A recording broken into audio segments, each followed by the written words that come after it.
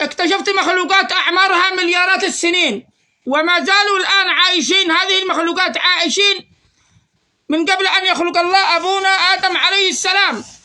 هؤلاء المخلوقات هم الذين كان يرسل إليهم الله سبحانه وتعالى الملائكة. إن الله يصطفي من الناس رسلا ومن الملائكة. الله يصطفي من الملائكة ومن الناس رسلا. إلى من كان يرسل أرحم الراحمين؟ الملائكة. أنا بشرح لكم هذه المخلوقات الجبارة. كبر الواحد كبر من هنا للسماء الأولى، كبير عملاق أو أصغر. تخيلوا جبريل وميكائيل وحملة العرش، هؤلاء كانوا يحاربوهم الملائكة كانت تحاربهم، والشيطان كان يحاربهم بعلم الطاقة. عنده علم طاقة حتى ركب بطاووس الملائكة بسبب حربه مع الملائكة وانضمامه مع الملائكة وتقديم فكره الجيد الحربي واستخدام علم الطاقة أو علم الذرة في الحرب للانتصار على هذه المخلوقات. الدليل على ذلك الله سبحانه وتعالى يقول إني جاعل في الأرض خليفة. ما معنى خليفة؟ من فوق الملائكة ومن فوق الجن، من فوق الملائكة، من فوق جبريل، ومن فوق كل المخلوقات، من فوق حملة العرش آدم. إني جاعل، قالوا وتجعل فيها من يسفك ونحن نسبح ونقدس بحمدك. يعني إحنا الأولى كان كلامهم حالي. قال إني يعلم ما لا تعلمون. والخليفة هذا يعطيه الله علم خارق. أول حاجة علم الكتاب، ثاني حاجة علم الطاقة. أنا مثل ما تكلمت عن علم الطاقة علم الذرة. علم الذرة هذا أنا قلت ذرة واحدة يمكن إثارتها بعنصر كيميائي. ذرة واحدة، تخيلوا حجم الغازات التي تتحرر عنها مثل حجم السماوات السبع مضروبة في عدد الذرات في السماوات السبع، علما بأن كل ذرة تساوي بحجم السماوات السبع في مليار مرة وأكثر. هذه الطاقة المتحررة أو الغازات المتحررة من الذرة هذه تستخدم في حرب الكائنات العملاقة، حرب كائنات عملاقة علم الذرة. بعضهم بيقول لي خليفة يطلع لي على العراق يحكم العراق والشام وسوريا ولبنان. أيوة يا أخي، خليفة يطير في الهواء أرحم الراحمين يعطي علم الكتاب.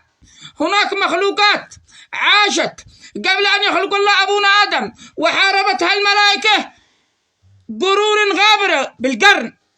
قالوا يا ذا القرنين، تمام. والخليفة هو أن يستخدم علم الذرة لمحاربة هذه الكائنات العملاقة. الآن أجيب لكم الفرضية الثانية لذي القرنين. ذي القرنين أرحم الراحمين أعطاه علم الكتاب وعلم الذرة، وأتينا للتعامل مع هذه المخلوقات الجبارة. قال حتى إذا بلغ مغرب الشمس ومشرق الشمس. هذه المخلوقات الجبارة استخدم معها أرحم الراحمين الخليفة وهو ذي القرنين، خليفة من أبناء أبونا آدم. جبر الحديد استخدمها وذكر عليهم. أنا شرحت في فيديو سابق كيف تم استخدام جبر الحديد. علم قوي بعلم الذرة، عمل انشطار للذرة، عملية انشطار للذرة وصل إلى مرحلة من النقير أو الفتيل يستخدمها في البوابة الزمنية.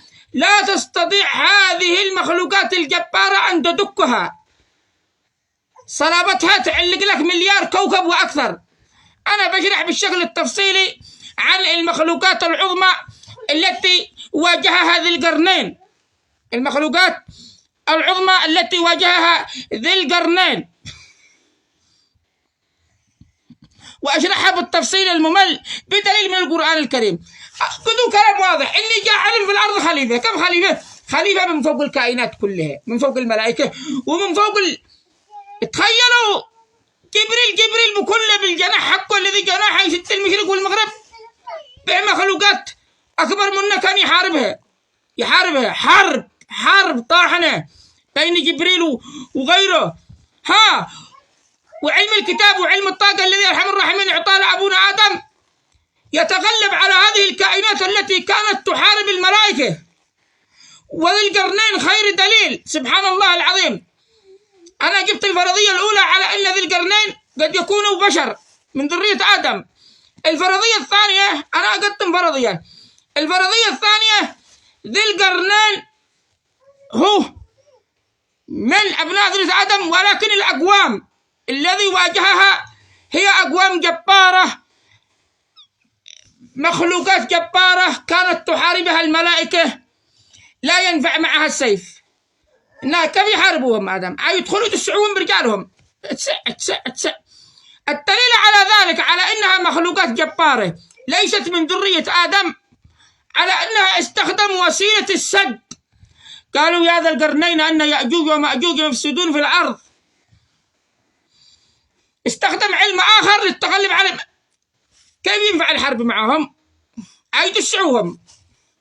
حارب لك واحد طوله 650 كيلو متر، 650 كيلو متر. حارب لك واحد طوله من هنا لما بلاد الشام طوله 2000 كيلو في الهواء. لا، ولكن علم الكتاب هو العلاج لهم. الله سبحانه وتعالى إني جاعل في الأرض خليفة، والخليفة هو أن يكون لديه علم أقوى من الملائكة والجن.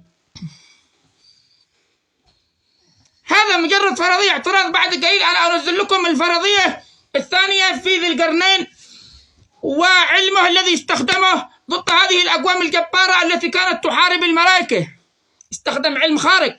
الدليل على ذلك لو كانت هذه الأقوام من ذرية آدم لحاربهم بالسيف، ولكنها جبارة جدا. لماذا؟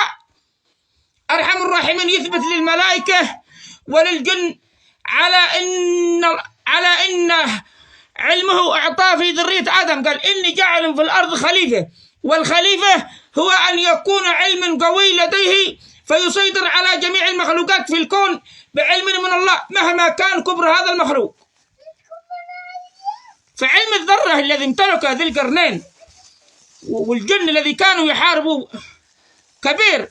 فلذلك سأشرح لكم معارك الملائكة مع هؤلاء الأقوام، والشيطان كيف كان يستخدم علم الذرة، ولكن علم ضعيف وما زال هناك أقوام كثيرة.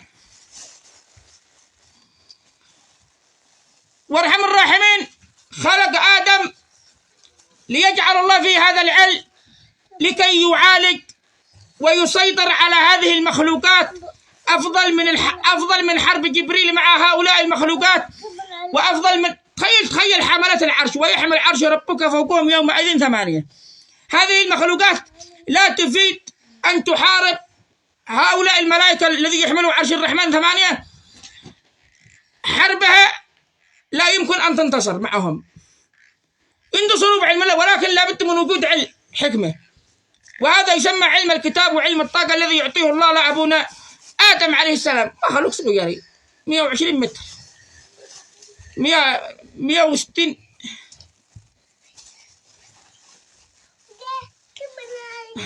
يعني متر وكم طوله؟ 2 3 متر 4 متر العظم طوله، مدري 60 ذراع. بينما هذه مخلوقات طول الواحد 5000 كيلو وأكثر، ويتم التولي عليها بعلم الكتاب.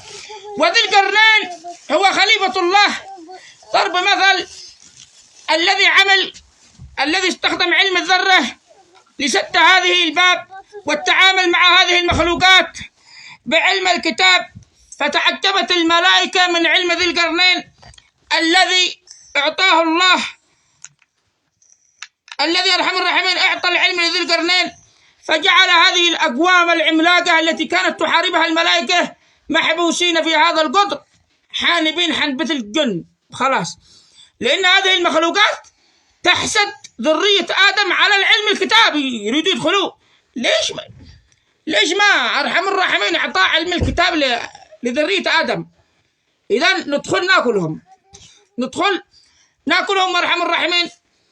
أرسل ذي القرنين وأعطاه من كل شيء سببا وركع لهم الشقب أو الفتحة وأصبحوا محبوسين. هذه المخلوقات جبارة جدا.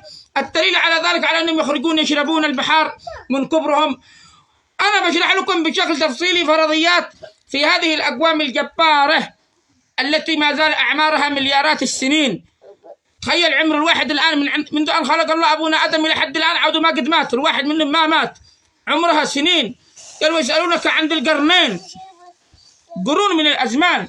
أنا بشرح لكم بالشكل التفصيلي عن هذه الأقوام. والسلام عليكم ورحمة الله وبركاته.